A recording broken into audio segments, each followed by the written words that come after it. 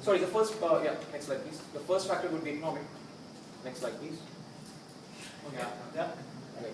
So now the GDP per capita in Japan is $58,564 per capita. That means when you divide the total production of the country by its population, that's when you get the GDP per capita. It's higher than the rest of the world when you compare from the developed countries such as New Zealand as well. The second point is that the GDP growth rate has increased from a stagnant 4.25% to 5.75% over a period of last 3 years. Because in 2008, since we had a very big recession, so in those couple of years, the growth rate was about 4.25%, but then it rose to 5.75% as and when the economy revived. The third point would be the disposable income. That means the retail spending, the purchasing power of the target market in Japan and the population overall is $39,532. When you subtract this GDP per capita, that means they earn this much, the 58,564, and when you subtract this 39,532, you get a roughly of about 20,000 of savings. So the majority of the population doesn't believe in savings, but they rather believe in spending the money, which is good for our product, the Charlies. The inflation rate is below 8%, which means that if you compare it again, the prices of the products every year increases, but it doesn't increase by more than 8%. So there's the inflation rate, the growth of inflation rate is still below 8%, which is less than the growth rate of the disposable income, which is more than 11%. So that's again a positive point for Charlie. The exchange rate has been stable after the recession period in 2008 when we compare it to the USD. Next slide please. Now I'll be covering the political factors. The first point is bureaucratic government. In bureaucratic government, what we mean is the people at the top level who make the policies for people below level as well as middle level. Now, since there is a bureaucratic government in Japan, they have an excess of close relations with the leading business organization.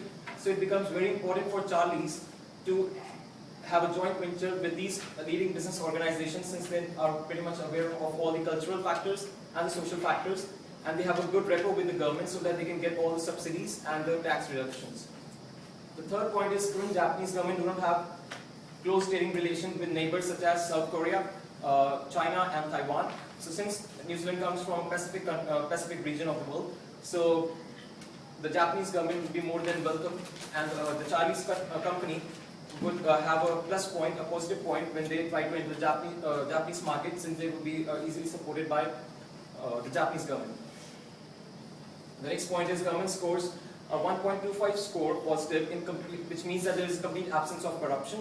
When we try to rank the countries in the CPI index, so that is the corruption perception index. So Japan as a country overall has a very good score, and it ranks about in the least 10 corrupted nations. And the last is that the government support foreign companies. Again, I mentioned these 2 points: the subsidies and the tax reductions. So once the Charlies try to enter the Japanese market, so they'll get ample support from the Japanese government. The third is, next slide please. Social factors. Now since Japan, there's a very little domestic tranquility in the country overall. The life expectancy is pretty high, even higher than what is in New Zealand, which means that common man in Japan is expected to live at least 82.7 years, which means that the people who, since they want to expand the longevity of their lives, they would try and drink more of the healthy drinks rather than the irrigating drinks or the carbonated drinks.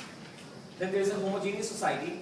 So when we are targeting the Japanese market, so we don't really need to have, like in India, we have different segments of society, but in Japan, we have a homogeneous. That means 98.1% it's only Japanese. So you have the same people having same values, same traditions, same customs and everything.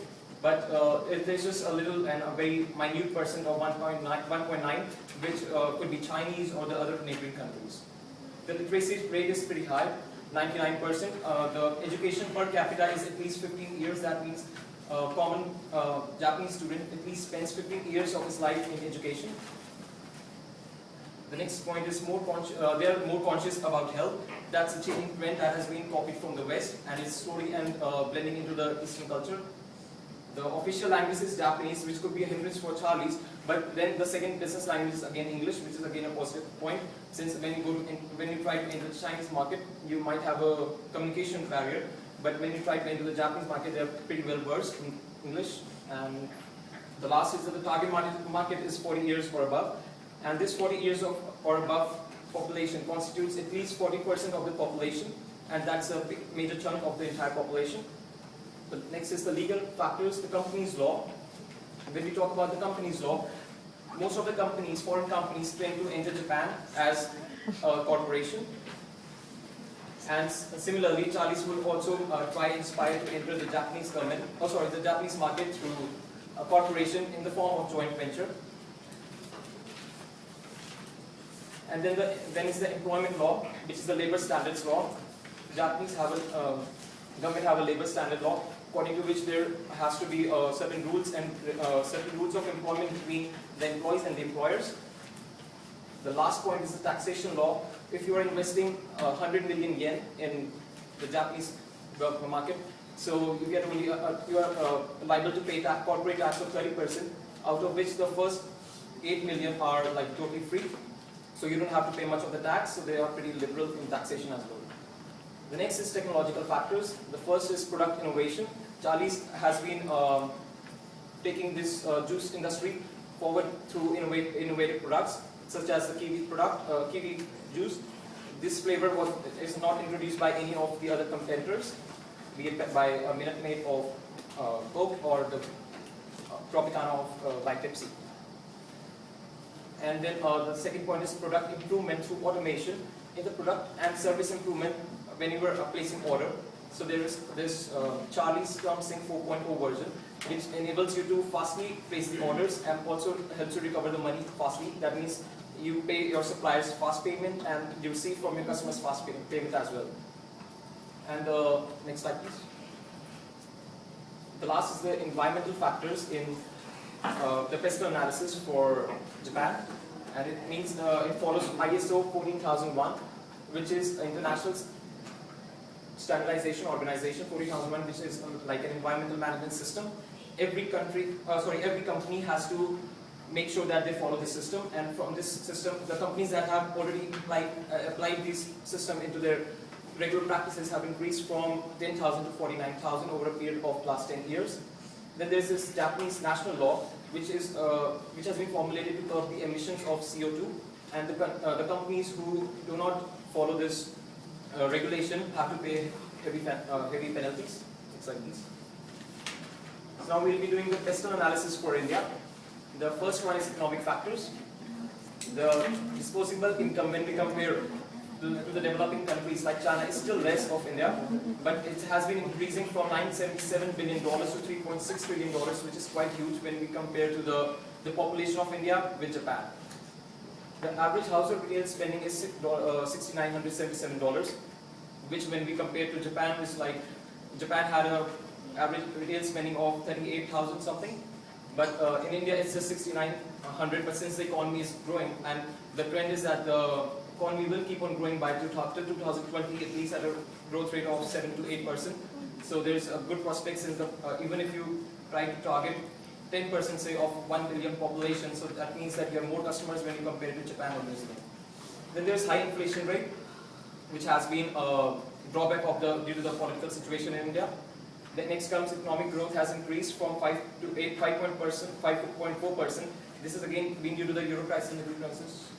And the next is the inflation rate is below 5%, which is very good when you compare it with the economic growth. Next slide please. The CPI is, the corruption in India is quite bad, and it's in a bad shape, and it's ranked 94th place out of 176 countries. So if you score 0 out of 100, it means you're highly corrupt. So India scored 36 out of 100, which means that it's between low and moderate. Then there is political instability due to the political alliances of different governments. Like there's not just one particular government who gets a majority of votes from the public, so they have to make sure that they go into alliances. And then the opposition party tends to have make arrests, strikes, and bans. And then there was this 100% FDI for single brand retail, due to which now Charlie's could enter.